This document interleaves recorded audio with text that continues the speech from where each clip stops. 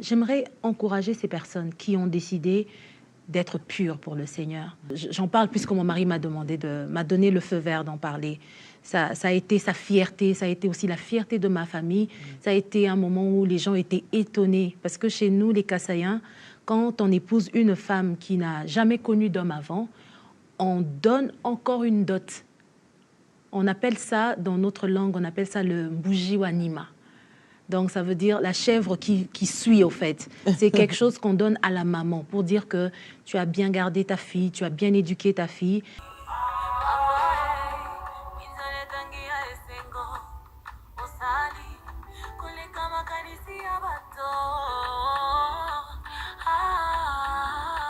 Actuellement, je suis mariée à un homme de Dieu que j'ai l'habitude de dire le petit frère de Jésus, un homme de Dieu, vraiment. Le pasteur Jean Bosco Kankou, il est jumeau.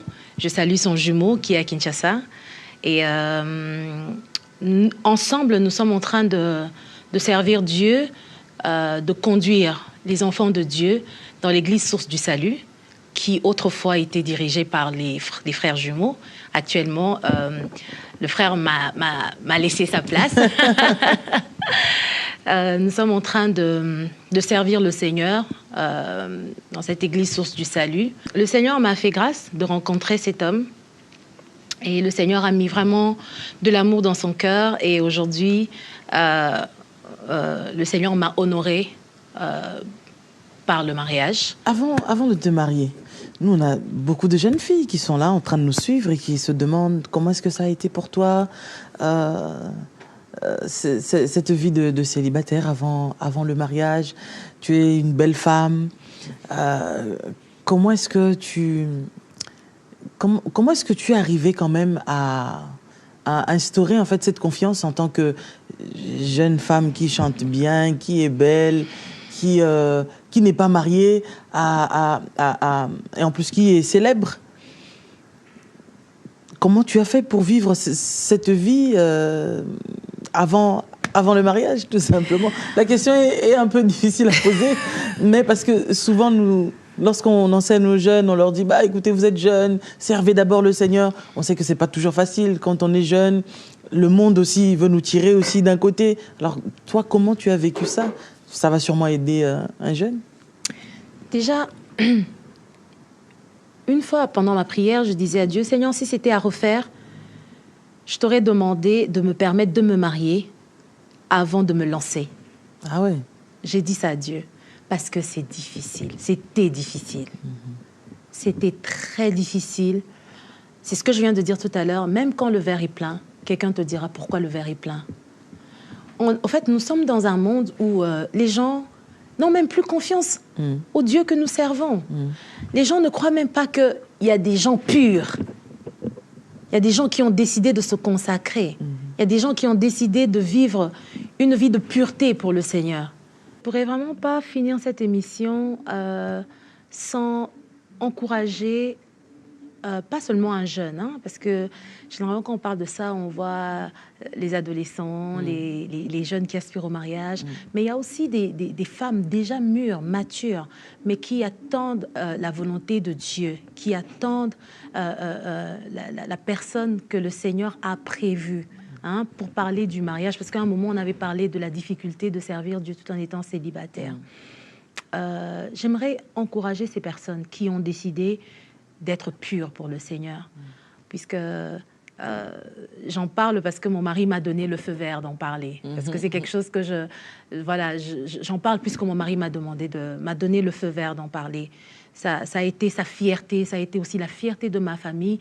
Ça a été un moment où les gens étaient étonnés. Parce que chez nous, les Kassaïens, quand on épouse une femme qui n'a jamais connu d'homme avant, on donne encore une dot.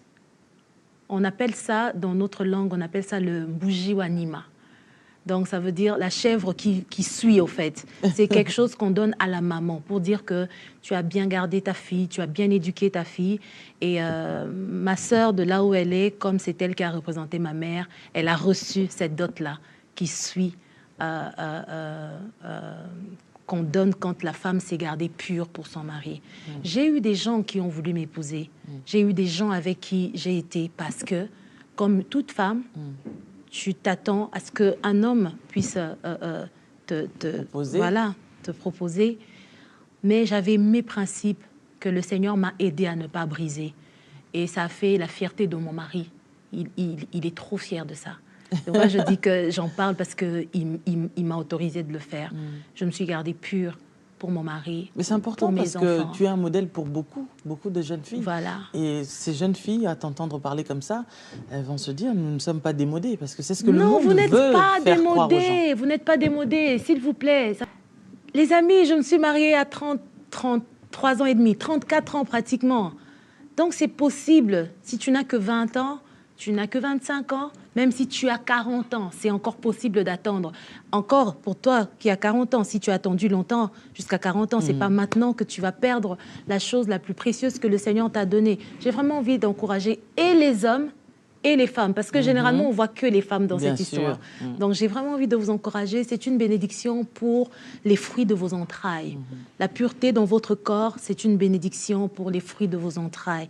Et vraiment, j'ai envie d'encourager toutes les personnes qui nous suivent. Vivez dans la pureté pour le Seigneur, parce que le péché du sexe, c'est le péché qui suit le corps. C'est ce que la Bible dit.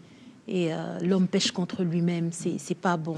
Donc, si vraiment tu as des amis qui te découragent en te disant « Oui, t'es démodé, il faut le faire, gna gna gna », je dis non, j'ai suivi une servante de Dieu qui est restée pure pour son mari, qui est restée pure d'abord pour Dieu, pour son mari et pour les fruits de ses entrailles. Je vous encourage. Waouh, waouh. Ça, c'est vraiment super. C'est un bon témoignage, un bon message. Le témoignage que tu viens de donner prouve que on doit être un bon célibataire pour ensuite être un bon marié, une bonne mariée. Parce que souvent, les gens, ils s'attendent à devenir meilleurs une fois dans le mariage. Alors là, on se casse la figure. Ouais. Parce que moi, je peux dire que moi, en acceptant de me marier, j'étais tellement amoureuse de mon mari, je disais, oui, moi, je suis prête à me marier. Mais je me suis cassé la figure à un moment de ma vie parce que je pensais que j'allais être meilleure dans le mariage. Or, on doit d'abord être meilleur avant d'entrer dans le mariage. Quand tu es déjà meilleur, tu donneras que ce que l'homme ne donne que ce qu'il a. Bon, maman Sandra a parlé en tant que femme de comment est-ce qu'elle a pu se garder. Des fois, les garçons disent que oui, une femme peut se garder même toute sa vie, mais un homme, c'est pas possible. C'est pas possible. C'est possible. Joseph l'a fait, s'il vous plaît. Il va souffrir, son dos va avoir des problèmes. Ça, c'est ce que le monde est en train de nous inculquer. Ça, c'est vraiment ce que le monde nous a fait avaler. Et les médecins aussi nous ont dit des choses, voilà, comme on dit, hein, ils sont médecins, ils connaissent aussi le corps humain. Mais le Créateur qui a créé ton corps, hein, qui peut te guérir sans passer par une opération, lui, il te dit, garde-toi pur. Garde-toi pur, il sait pourquoi il te l'a dit. Ça va t'épargner beaucoup de choses spirituellement, ça va t'épargner beaucoup de combats. Parce que déjà, tu quittes ta famille, tu as tes combats. Quand tu te lis à une personne qui a des combats, Maman Lise, les jeunes ne comprennent pas deux fois. Ils disent ça comme ça. Ils disent, mais moi, avant, je ne mentais pas. Avant, je disais toujours la vérité. Mais cet esprit de mensonge t'est venu d'où? Moi, j'étais vraiment ravie. Ça a été un plaisir d'être en ta compagnie. Moi de même. Et d'avoir entendu tout ce que nous avons entendu là, ce témoignage qui était tellement émouvant et en même temps très bénéfique pour tout le monde, en fait. Hein. Et maman Sandra, elle est là. Si vous avez besoin de la voir, de prendre contact avec elle, vous avez vu tout au long de l'émission a défilé en fait son compte Instagram. On peut vous retrouver sur Instagram, sur Facebook, Twitter. Donc, elle est vraiment très active sur les réseaux sociaux. De temps en temps, elle est en live. Elle fait des moments d'adoration. Des moments d'adoration, des exhortations et tout ça. Oui. Ouais. En tout cas. Et des fois, j'accompagne mon mari aussi dans les lives. Ça, c'est des choses à découvrir. Donc, si vous voulez encore être plus proche d'elle, là, je parle d'elle. Soyez proche du Seigneur. Je dis pas, oh non, éloignez-vous du Seigneur pour être proche de maman Sandra. C'est pas ce que j'ai dit. Ne déformez pas mes propos, s'il vous plaît. Je dis que si vous voulez encore apprendre plus d'elle et écouter encore, parce que vous pouvez, aujourd'hui, avec les réseaux sociaux, on a vraiment le moyen de nous approcher encore des personnes que nous aimons. Alors,